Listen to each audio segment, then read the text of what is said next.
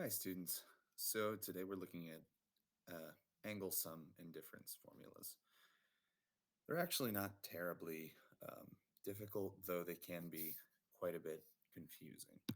What we're going to do is we're going to make, instead of a whiteboard, we're going to go to a full screen snip, and we are going to take over from here. So we're going to get a formula for this in just a moment. But first, actually going to need to grab sine and cosine of a and b. So sine of a is 3 over 5. So we got 3, 5, and then Pythagorean theorem tells us that's the square root of 5 squared minus 3 squared. Conveniently, if you do the math, you end up getting that side equal to 4. A nice thing about these problems is, so far as I've seen them, they appear to give you what are called Pythagorean triples, which means if you square the two numbers here and there, you'll get the number here, and they'll all be integers. But if you run into one where that's not the case, it doesn't make this formula any less true. So we have 3, 4, and 5 for triangle A. And for triangle B, we have 9, 40, and keep in mind this is meant to be a right triangle.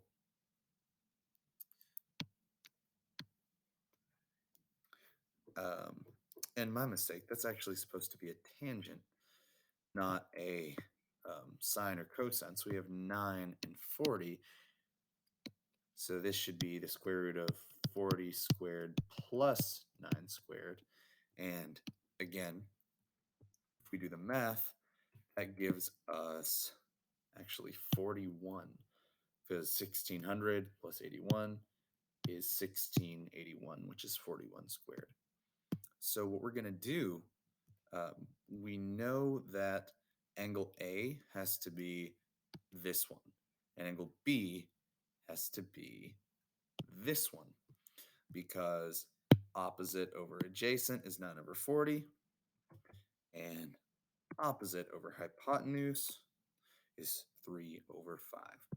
So we know sine A is 3 over 5.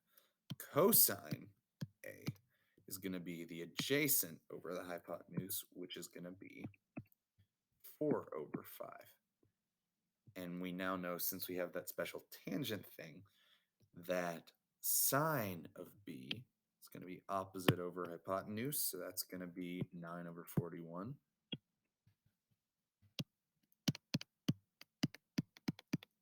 And cosine B is going to be adjacent over hypotenuse, which is 40 over 40.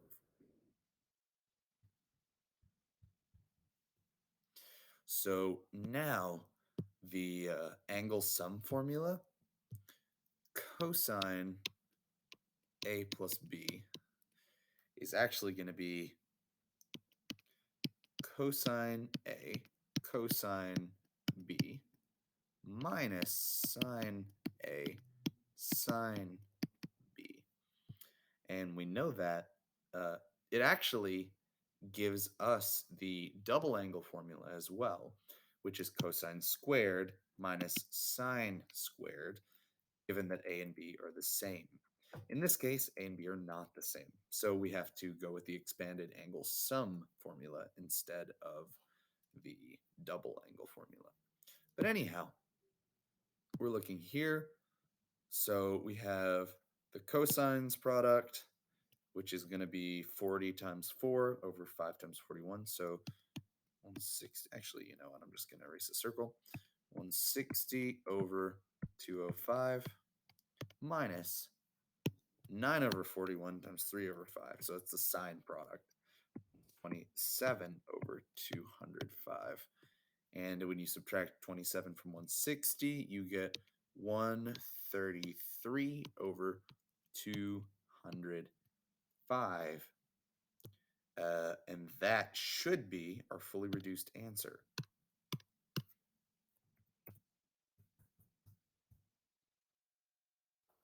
So you'll have a handful of these problems to do. I may work one more with you just to see if we can make a little more sense here. Basically, you're going to be really asked to know the Pythagorean theorem in SOHCAHTOA really well. So angle differences should be fairly similar to angle sums, but we actually can treat that as the negative angles. So that will be, let's see, full screen snip.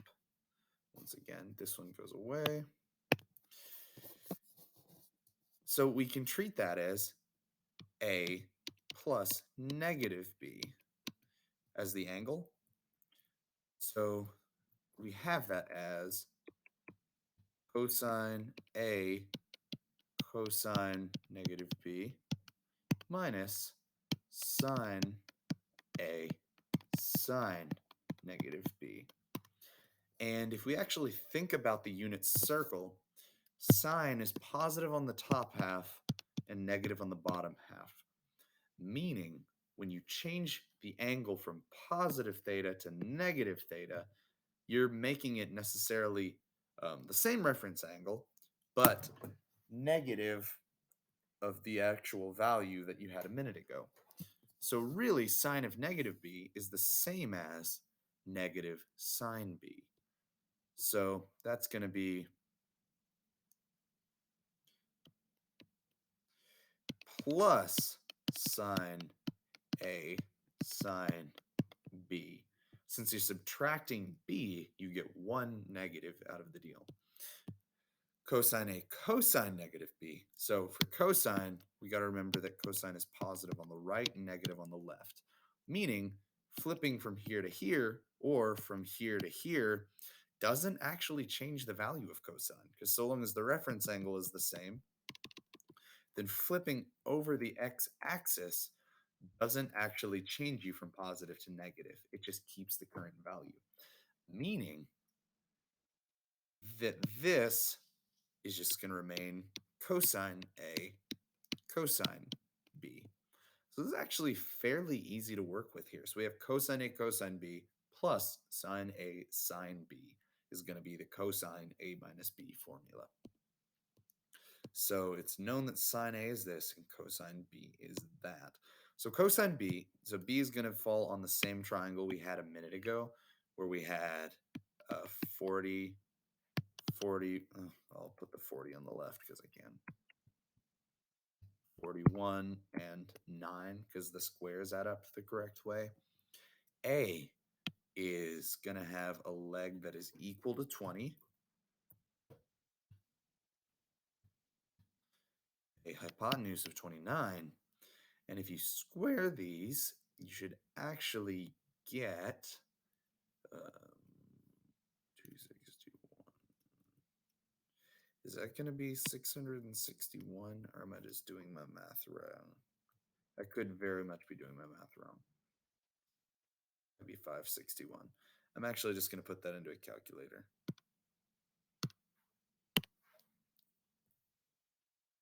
Oh, I'm way off. I was somehow like squaring something and I forgot to double 180. Anyhow, point is, we have 841 here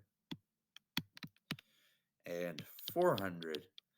So the difference is 441, which I know to be 21 squared. You can do this on a calculator, be more than my guess. But that means that we have a right triangle with these proportions.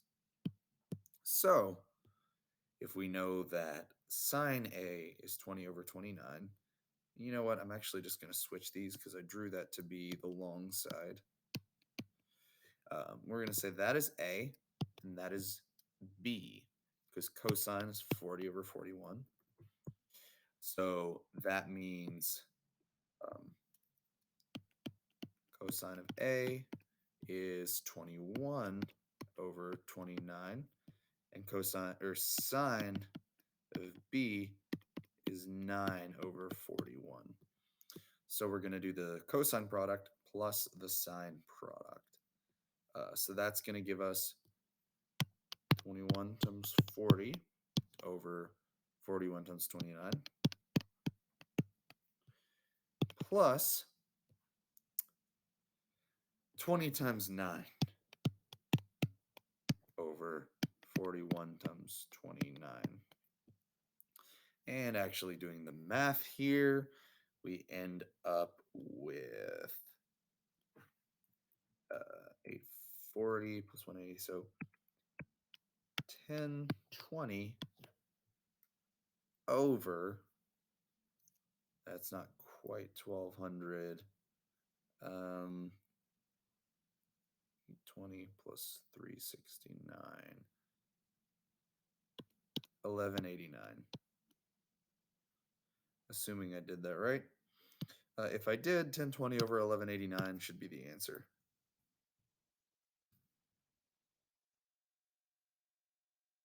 Sweet.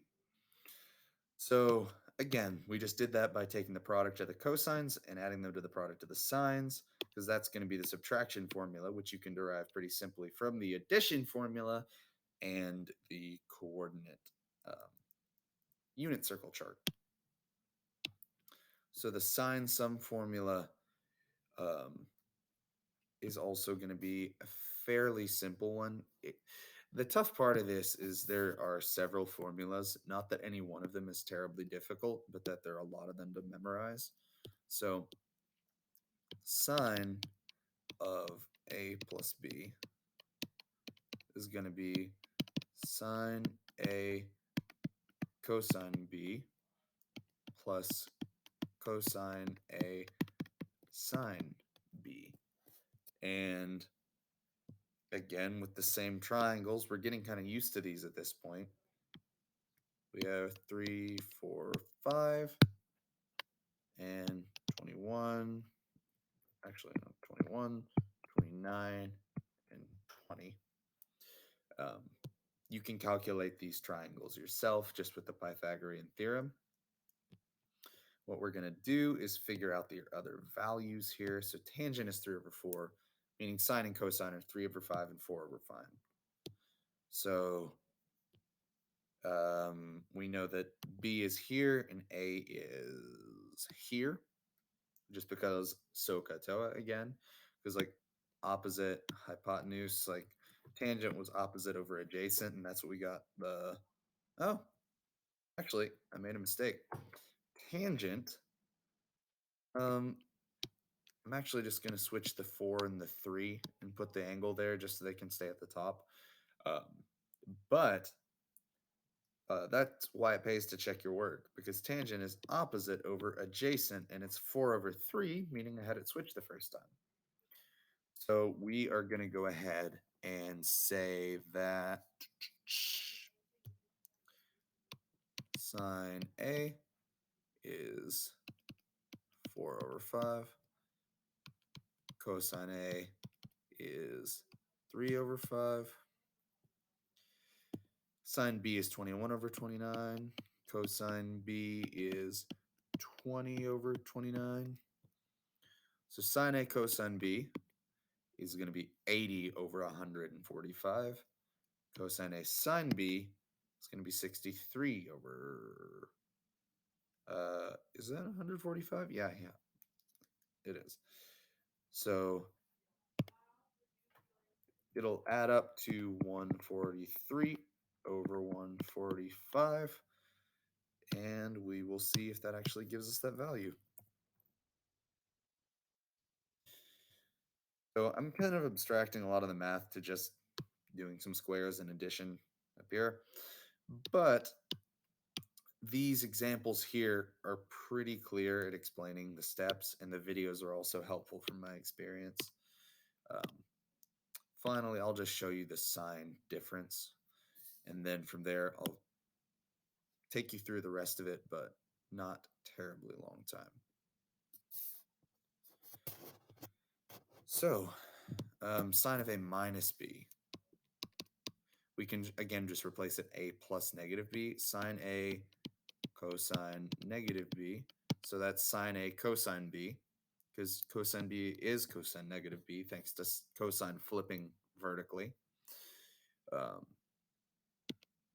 Plus cosine A sine negative B, We also know from a minute ago that sine of negative b is negative sine of b. So we're actually going to do sine a cosine b minus cosine a sine b. So we have tangent a is 35 over 12. We have 35, 12, and let's see, what do we actually get from that? I'm actually just going to use a calculator on this one.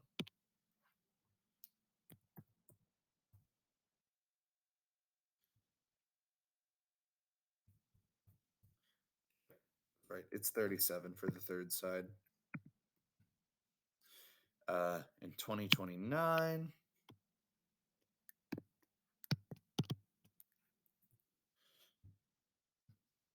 remembering some of the triangles, if you draw these out each time, then when you see two of the numbers show up on one of these right triangles, you know what the third one needs to be. But it is still good to check your work. So what we're going to do is say sine of A is 35 over 37. Cosine of A is 12 over 37. Sine of B is given. Cosine of B is 21 over 29. So from here, we are just going to cross multiply again. So 12 times 20 over 37 times 29.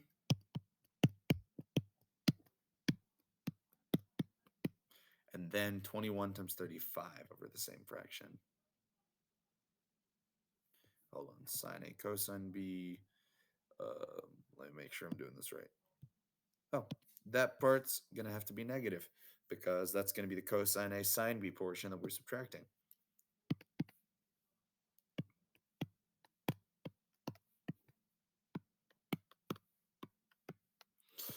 So that, when you actually do the math out a little bit, 735 minus 240, so 495 divided by that product. And to save the trouble, 173.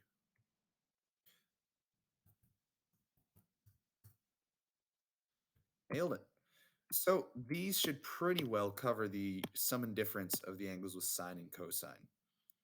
When we get into tangent, it'll be a little bit different.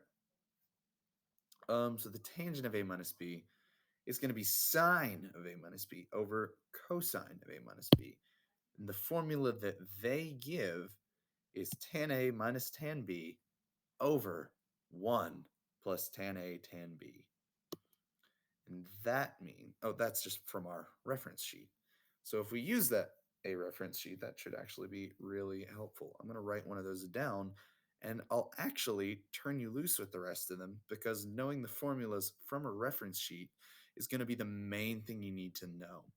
And that'll actually help you here. Pythagorean theorem is going to be critical, and the formulas are going to also be critical. So right here, I'm actually just going to take a moment and write down some of the formulas. Oh, wait, while I'm on here, I'm going to do it on whiteboard. So I'm actually going to use black. I like the ink. Write down some formulas, and then I'll let you use these. What just happened?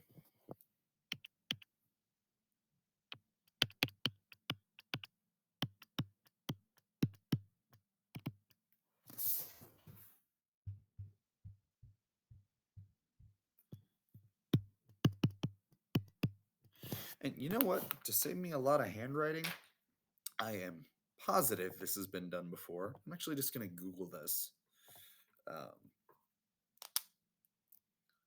Trig angle sum.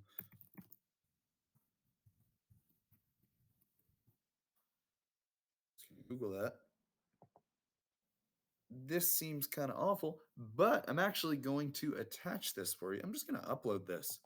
Honestly, this seems rather helpful, even though it seems kind of terrible that you have to learn these some by the end of the year. But yeah, I'm actually just going to attach this reference sheet for you because it's probably going to be a little bit nicer than what I would write down myself. So I think you are going to be all right here. Finally, the last thing that I'm going to say for y'all on this video is that the third thing is going to be very similar to the first ones, except for now you're going to be working on triangles that have radicals and don't always have integers. And what you're going to need to do with those is the same Pythagorean theorem. And all you need to do is not be afraid of having square roots in the sides of your triangles. Then doing the same functions with the same formulas, and you are going to be all set. So thanks for bearing with me on this somewhat long video, and have a good one, y'all.